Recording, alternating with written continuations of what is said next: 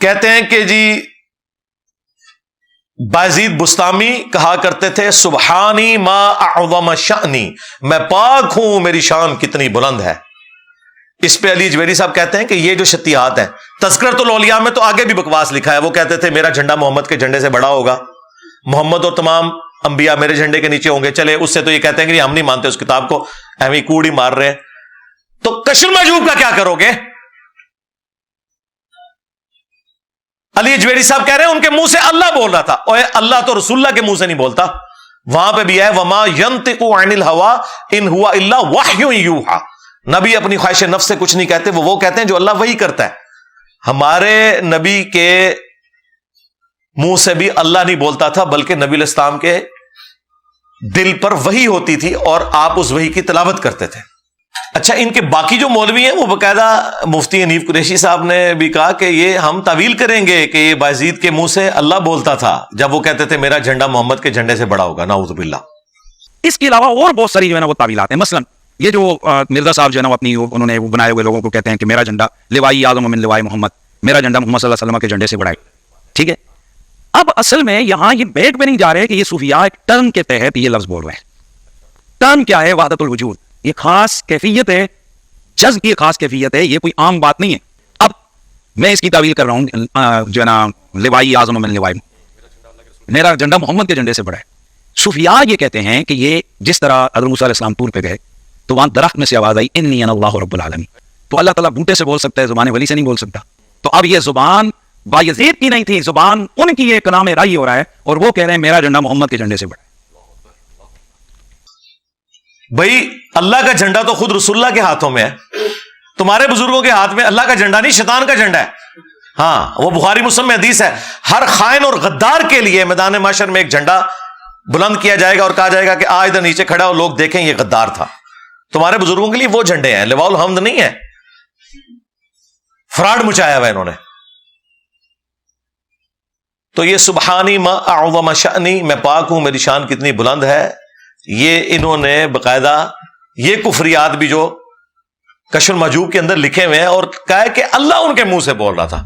اور حدیث پتہ کون سی تھی؟ وہ بخاری سے میں ہاتھ بن جاتا ہوں، میں پاؤں بن جاتا ہوں، یعنی پرانے بزرگ بھی ان بچاروں کو حدیثوں کا فہم بھی نہیں تھا۔ یہ آج والے نہیں صرف یہ بونگیاں مان رہے، ہاتھ بن جاتا ہوں پاؤں بن جاتا ہوں۔ اللہ انسان کے ہاتھ پاؤں بن جائے گا، اس سے بڑی کوئی گستاخی نہیں ہے۔ یہ حدیث اپنے مفہوم میں اس طرح نہیں تھی، اور یہ حدیث بھی آدھی پڑھتے ہیں۔ حدیث پوری ہے کہ انسان فرائض کے ذریعے اللہ کا قرب حاصل کرتا ہے، اور نوافل کے ذریعے اس لیول پہ پہنچ جاتا ہے کہ اللہ تعالیٰ فرماتا ہے میں اس کے ہاتھ بن جاتا ہوں جس سے وہ پکڑتا ہے، میں اس کے پاؤں بن جاتا ہوں جس سے وہ چلتا ہے، میں اس کے کان بن جاتا ہوں جس سے وہ سنتا ہے۔ کہتے ہیں جب اللہ ہاتھ پاؤں بن گیا تو وہ ہاتھ جہاں مرضی پہنچے، اور یہ مطلب نہیں ہے اس کا، مراد یہ ہے کہ اس کے ہاتھ پاؤں آنکھیں کان میری اطاعت میں پھر اٹھتے ہیں، یہ مطلب ہے اس کا۔ ورنہ کوئی کہے گا کہ اللہ میرے پاؤں ہیں، استغفر اللہ، اللہ کو حلول کر جاتا ہے بندے میں، اس کا یہ مطلب ہے۔ وہ کہتے ہیں یہ مطلب بھی ہو سکتا ہے جو انجینئر صاحب کہہ رہے ہیں، لیکن یہ ہم اس لیے نہیں مانتے کہ اس نے پہلے گناہوں سے توبہ کی تھی تو اسے انعام ملا کہ اس کے ہاتھ پاؤں اللہ بن گیا، اس کا مطلب ہے کہ گل وچ کوئی ہو رہا ہے۔ سرکار یہ نہیں ہے، توبہ کر کے تو ایک دفعہ کوئی شخص مقام حاصل کرتا ہے نا، پھر بعد میں اس پہ استقامت کے لیے اللہ کی مدد کی ضرورت ہے۔ بخاری مسلم میں حدیث ہے تم میں سے کوئی شخص بھی محض اپنے اعمال کی بنیاد پہ جنت میں نہیں جائے گا۔ صحابہ نے جرأت کر کے پوچھا یا رسول اللہ آپ بھی؟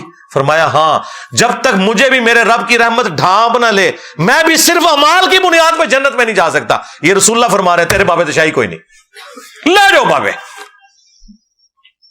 ہاتھ بن جاتا ہوں پاؤں بن جاتا ہوں، یعنی جب وہ پہلے کوشش کرتا ہے پھر اللہ تعالیٰ پرماننٹلی اس کے ہاتھ پاؤں کو اپنی اطاعت میں لگا لیتا ہے، کیونکہ اس کے اینڈ پہ الفاظ ہیں کہ جب وہ اپنے دشمن کے اگینسٹ مجھ سے پناہ طلب کرتا ہے تو میں اس کو پناہ دیتا ہوں۔ اگر وہ خود ہاتھ بن گیا تھا تو دشمنوں پہ نگاہیں مار کے جلا دینا ان کو، اللہ سے کیوں مانگ رہا ہے؟ بھی دعا مانگے گا، نگاہیں کہاں سے مارے گا؟ نگاہ مار کے صرف مرید ہی ساڑ سکتے جے۔ ہاں جی، عبد القادر جیلانی کا مرید تھا جی، لوٹے جی ٹوٹی نہیں انہیں سیدھی رکھی، بندہ مار چھڑیا۔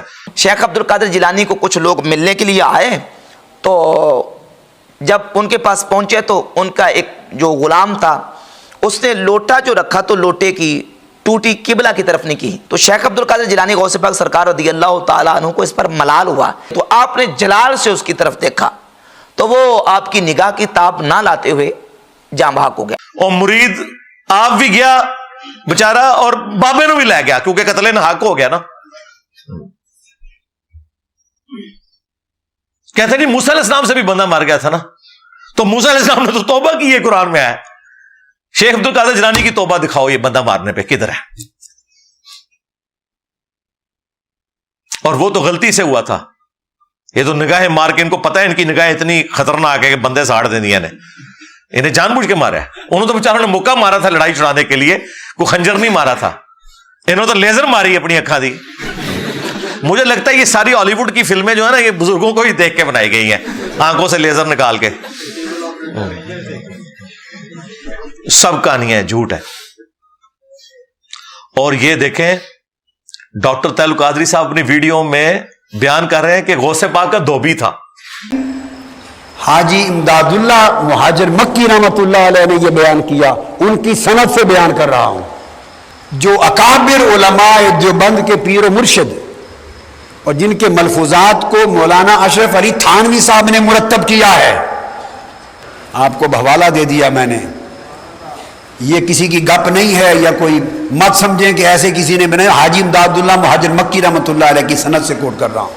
ان سے پوچھا یہ جو واقعہ ہے کہ ایک شخص فوت ہو گیا اور فرشتے قبر میں آئے اس سے حساب کتاب پوچھنے کے لیے کہ تیرا رب کون ہے اور تیرا دین کیا ہے, سوال کیے, اور ہر سوال کے جواب میں کہے میں غوث پاک کا دھوبی ہوں. وہ پوچھے تیرا رب کون ہے, وہ کہے میں حضور غوث پاک کا دھوبی ہوں. وہ پوچھے تیرا دین کیا ہے, وہ کہے کہ میں تو غوث پاک کا دھوبی ہوں. تو فرشتوں نے اللہ تعالیٰ سے پوچھا اب اس سے کیا سلوک کریں؟ فرمایا بخش دو, چھوڑ دو. یہ کہتا ہے جی میں جو بیان کر رہا ہوں وہ تصوف ہے اور اللہ معافی دے, اور کہتا ہے دلیل یہ ہے کہ اشرف تھانوی صاحب نے بھی نقل کیا ہے, یعنی ہمارے مخالفین بھی, وہ تمہارے لیے دلیل ہوں گے, ہم تو تم دونوں کو صوفی, پیچھے تمہاری منڈ ایک ہی ہے امداد اللہ مہاجر مکی. یہ سارا سب کانٹیننٹ میں تصوف کا گند پھیلانے والے جو بڑے لوگ ہیں ان میں سے ایک وہ ہے. کہتے ہیں امداد اللہ مہاجر مکی نے بھی سرٹیفائی کیا, اشرف تھانوی صاحب نے بھی بیان کیا کہ غوث پاک کا دھوبی تھا. اور یہ طاہر القادری صاحب کہہ رہے ہیں یہ والے واقعات اصلی ہیں, اصلی بھی لو سامو. تو کہتے ہیں مرنے کے بعد جب فرشتے قبر میں آئے اور ان کے بزرگوں نے کیمرے میں وہ ساری ویڈیو ریکارڈ کر لی. بھائی قبر کے اندر کون دیکھ رہا ہے کہ فرشتوں کے ساتھ کیا گفتگو ہوئی ہے, تو انہوں نے اپنے کیمرے میں کوئی ریکارڈنگ کی ہوئی تھی. اس میں پتا چلا کہ جب فرشتے آئے, فرشتوں نے پوچھا من ربو کا, تو اس نے کہا میں غوث پاک دا دھوبی ہاں. یہ واقعہ یہ سارے بیان کر رہے ہیں, حنیف قریشی صاحب بھی بیان کر رہے ہیں, ڈاکٹر طاہر القادری صاحب بھی, وہ پیر اجمل قادری بھی, پتہ نہیں کون کون لوگ اس واقعے کو بیان کر رہے ہیں مزے لے لے کے. اور پھر کہتے ہیں تھانوی صاحب نے لکھا, اور لے جاؤ تھانوی صاحب نے اسی کے سمجھنے ہیں یار. اسی انہوں نے وڈیا نو کچھ نہیں سمجھتے تھے, ہم پہ کس چیز کا روب ہے. تو پوچھا گیا کہ تیرا دین کیا ہے, انہوں نے کہا میں غوث پاک کا دھوبی ہوں. تو فرشتوں نے کہا کہ یا اللہ یہ تو بندہ قابو نہیں آ رہا, کیا کریں؟ تو پھر اللہ تعالیٰ نے کہا اس کو چھوڑ دو. یہ اندازہ کریں کہ اس میں یہ بھی الفاظ ہیں, وہ دھوبی کہتا ہے مجھے کچھ پتا نہیں, میں غوث پاک کا دھوبی ہوں. یہ آپ نے ذرا الفاظ غور سے یاد رکھنے ہیں, اور یہ اشرف تھانوی صاحب نے بھی نقل کیے ہوئے. وہ کہتا ہے مجھے کچھ پتا نہیں, یعنی پوری زندگی کپڑے دھوتا رہا, اسے اللہ رسول کا تعارف نہیں غوث پاک نے کروایا. 3 یار جملے ہی رٹوانے تھے نا. اچھا تھانوی صاحب نے, امداد اللہ مہاجر مکی نے اس کی تعویل کی کہ یہ جو وہ کہہ رہا تھا نا میں غوث پاک کا دھوبی ہوں, تو یہ کہہ رہا تھا فرشتوں مجھ سے کیا پوچھتے ہو, میں تو غوث پاک کا دھوبی ہوں, تو یقیناً میں سب کچھ جانتا ہی ہوں. اور انہوں نے سمجھا کہ فرشتے جو ہے نا وہ کوئی انسانوں کی طرح بیہیو کرتے ہیں. اور بھائی وہ تو کمپیوٹر پروگرامنگ والا چکر ہے, غلط بٹن دب گیا تھوڑا آئے گا جے. ہاں, اور یہ جو لکھا نا اس نے کہا مجھے کچھ پتا نہیں. جو یہ کہتا ہے نا مجھے کچھ پتا نہیں, تو صحیح بخاری اٹھا کے دیکھے, اس کو فرشتے گرز مارتے ہیں, وہ زمین کے برابر فلیٹ ہو جاتا ہے, اور زمین و آسمان کی تمام مخلوقات اس کی چیخیں سنتی ہیں سوائے جنوں اور انسانوں کے. دھوبی کے ساتھ تو یہ ہوئی ہوگی پھر جب اس نے کہا مجھے کچھ پتا نہیں. فرشتوں کو تو پتہ ہی نہیں کہ کوئی اور جواب ہی دینا ہوتا ہے. فرشتوں کو 2 جواب بتائے گئے ہیں, جو بخاری میں بھی حدیث ہے, ابو داؤد میں بھی, اور کئی کتابوں میں. ربی اللہ یہ جواب دے گا, دین الاسلام, اور تیسرا ہوا محمد رسول اللہ, وہ اللہ کے رسول محمد صلی اللہ علیہ وآلہ وسلم, جن کا تم مجھ سے پوچھ رہے ہو, کیونکہ اس میں الفاظ ہے الذی بعث فیکم, جن کو اللہ نے تم میں مبعوث کیا تھا. یہ نہیں کہ نبی علیہ السلام سامنے موجود ہوتے ہیں, کیونکہ مسند احمد میں موجود ہے کہ وہ انسان پوچھتا ہے کہ کس مرد کے بارے میں مجھ سے سوال کر رہے ہو, تو فرشتے کہتے ہیں جو تم میں نبی بن کے آیا تھا, مبعوث ہوا تھا. پھر وہ کہتا ہے ہوا محمد رسول اللہ. ہاذا محمد رسول اللہ نہیں, کہتے ہیں ہاذا کا سیگا ہے, حاضر رجل, تو اس کا مطلب حضور وہاں موجود ہے. سرکار جواب میں ہاذا کا سیگا نہیں ہے, جواب میں ہوا محمد رسول اللہ, 3rd پرسن. ہاذا سے مراد الذی بعث فیکم ہے, یعنی جس کو ہم ذکر کر رہے ہیں کہ مبعوث ہوا تھا. اور تیسرے میں وہ کہتا ہے کہ اللہ کے رسول ہے. پھر فرشتے 4تھا سوال پوچھتے ہیں جو مولویوں نے چھپایا ہوا تھا کہ تجھے کیسے پتا چلا, تو وہ کہتا ہے میں نے اللہ کی کتاب پڑھی, میں اس پر ایمان لایا, اور میں نے ان کے نبی ہونے کی تصدیق کی. 4تھا سوال اصلی سوال ہے قبر کا. اور جو منافق ہے وہ کیا کہتا ہے, مجھے کچھ پتا نہیں, ہائے ہاتا لا ادری لا ادری. وہی جو دھوبی نے کہا تھا مجھے کچھ پتا نہیں, مجھے کچھ پتا نہیں. ہاں تو بھی گیا. ہاں غوث پاک کا دھوبی, آج غوث پاک کا دھوبی بھی گیا. اس میں لکھا انہوں نے, ان کا مجھے کچھ پتا نہیں. ہر جواب میں وہ کہتا ہے مجھے کچھ پتا نہیں, مجھے کچھ پتا نہیں. تو فرشتے اس سے 4تھا سوال کرتے ہیں, تو نے خود پڑھ کے حق تک پہنچنے کی کوشش کیوں نہیں کی, یا کسی ایسے شخص سے تو سمجھ لیتا حق کو کہ جو تجھے اللہ تک پہنچا دیتا. پھر بخاری کے الفاظ ہیں, مسلم میں بھی حدیث ہے, ترمذی میں بھی ہے, ابو داؤد میں بھی ہے, کہ فرشتے اسے لوہے کا ایک گرز مارتے ہیں. یہ اس کا ایک سمجھ لیں استقبال ہوتا ہے, اور وہ زمین کے ساتھ فلیٹ ہو جاتا ہے, اور اس کی چیخوں کی آواز پوری کائنات سنتی ہے سوائے انسانوں اور جنوں کے, اور اگر یہ سن لیں تو یہ بے ہوش ہو جائیں, کیونکہ یہ مکلف ہے شریعت کے. پھر اس کی ہڈیاں ایک دوسرے میں پسلیاں مل جاتی ہیں, یوں اس کو کور کرتی ہے. لہذا غوث پاک تو ابھی تک گیا, آج غوث پاک تو ابھی بھی گیا, کیونکہ انہوں نے کہا مجھے کچھ پتا نہیں, مجھے کچھ پتا نہیں, میں غوث پاک تو بھی گیا. اور تھانوی صاحب نے جو ایک کتا لال کرنے کی کوشش کی کہ اس نے کہا کہ غوث پاک کا دھوبی سے مراد یہ ہے کہ میں غوث پاک کا دھوبی ہوں, تو لہذا میں قرآن و سنت کا ماننے والا ہی ہوں گا. اندازہ کرو. اور ظالموں, جو حضور کی سواری کا کجاوا کستا تھا, جو حضور کو وضو کرواتا تھا, جو صحابی تھا جس کے بارے میں بخاری مسلم میں صحابہ نے کہا کہ اس سے شہادت مبارک ہو, مدم کو, آپ نے فرمایا تم شہادت کہہ رہے ہو, میں نے دیکھا خیبر کے موقع پہ اس نے ایک چادر چوری کی تھی مال غنیمت میں سے, اللہ نے آگ کی اسے پہنا دی ہے. تو صحابہ کرام اپنے گھروں میں دوڑے, اگر کسی نے کوئی ایک رسی کا ٹکڑا بھی اٹھایا تھا نا, وہ بیت المال میں جمع کروایا کہ بغیر اجازت کے لے کے گئے. صحابہ نے کہا اسے شہادت مبارک ہو, اس کا مطلب وہ صحابی کے طور پہ ہی تھا. یہ غوث پاک کا دھوبی لے کے بیٹھے ہوئے ہیں, اور بھائی یہاں تو نبی کے دھوبی کے معاملہ کیا ہے. ہاں یہ کہانیاں کروانی بند کرو, ان چیزوں سے باہر نکلو. جی غوث پاک نے فرمایا کہ میں اپنے سارے مریدوں کو لے کے جاؤں گا. کتنے لے کے جاؤ گے؟ ہاں حضور تو فرما رہے اے میری بیٹی فاطمہ, میرے مال سے جو لینا ہے لے لے, اگر اللہ کے حضور پکڑی گئی میں تیرے کچھ کام نہیں آؤں گا. اور فاطمہ وہ ہے جو جنتی عورتوں کی سردار ہے, عام عورت نہیں ہے. یہ نبی علیہ السلام نے امت کو بتایا تھا کہ اگر میں فاطمہ کے لیے بات کر رہا ہوں تو کسی غوث کتب ابدال کے دعووں سے دھوکے میں تم نے نہیں آنا. ظاہر ہے یہ بات آپ انگریز کے سامنے رکھیں کہ جی ہمارا پیغمبر وہ ہے جو کہتا ہے کہ میری بیٹی جو جنتی عورتوں کی سردار ہے, اس سے بھی کہہ رہا ہے کہ تم نے اپنے اعمال کے ساتھ آنا ہے.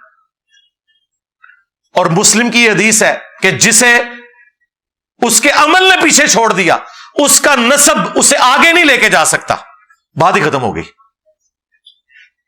تو گورا صاحب یہ ذرا فیصلہ کریں گے, عبد القادر جیلانی یہ کہہ سکتے ہیں میں اپنے مریدوں کو جنت میں لے جاؤں گا, وہ کہے گا یار ایک اور دے, انہیں لگتا ہے قرآن حدیث بھی نہیں پڑھا ہوا.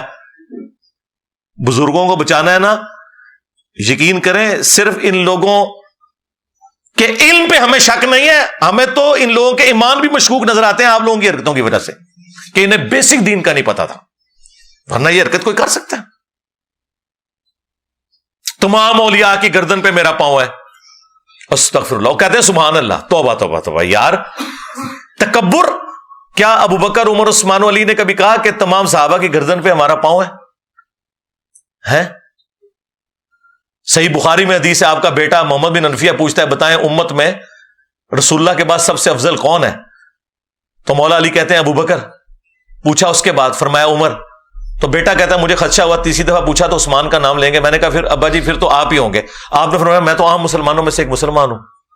مولا علی جو اہل البیت میں سے ہیں وہ کہہ رہے ہیں میں عام مسلمانوں میں سے ایک مسلمان ہوں. یہ ان کی عاجزی ہے, بالکل ٹھیک ہے, لیکن انہوں نے تو نہیں کہا کہ میرا قدم سارے اولیاء کی گردنوں کے اوپر ہے. عبد القادر جیلانی تو شاہی کوئی نہیں, مولا علی سا ہے ہی کوئی نہیں, عبد القادر جیلانی تو شاہی کوئی نہیں.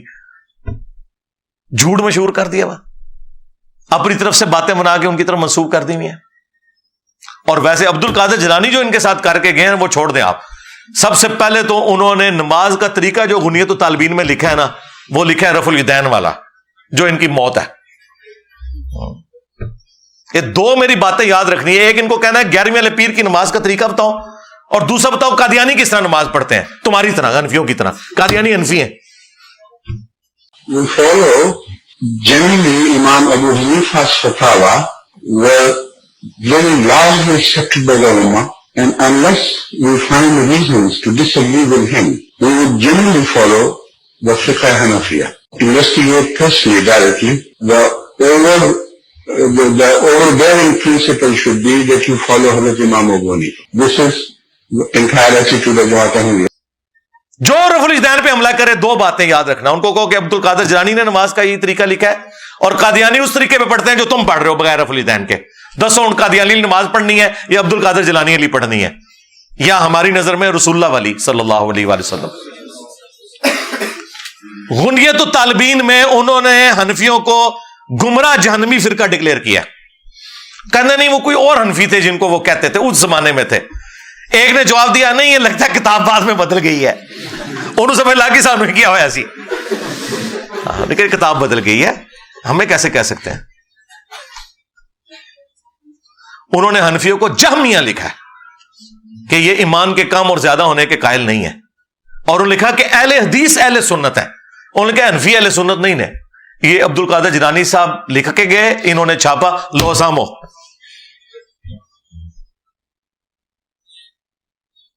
تو ان بزرگوں کی طرف جو صحیح باتیں بھی منسوب ہیں وہ بھی ان کے کسی کام کی نہیں ہیں, وہ بھی ان کے بھی خلاف ہیں. جو غلط ہیں وہ تو ہم دونوں کے نزدیک کی خراب ہیں, اور جو صحیح ہے وہ ان کے کام کی بھی نہیں ہے, وہ ان کے بھی خلاف ہے.